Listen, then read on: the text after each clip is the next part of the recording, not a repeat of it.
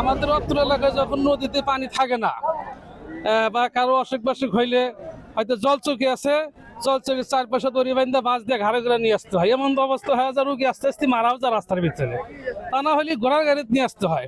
এখন আল্লাহ রহমতে পানি আসাতে আমাদের একটু অনেক সুবিধা হয়েছে, যাতায়াত করা, চলাচল করা, বাংলা মাল সামানা নিয়ে যায়, এতে আমাদের একটু অনেক সুবিধা হয়েছে।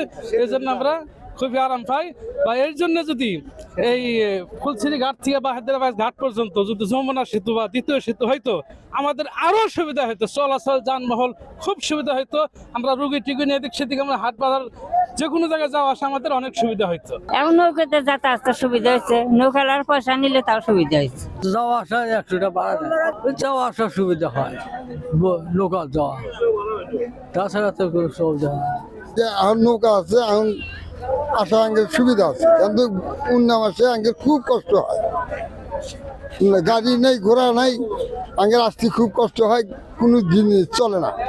রুগী আঙ্গের কত কষ্ট করে আনা নেই, সাইকেল করে নশা লাগে, অনেক রাস্তা মারা বোঝায়।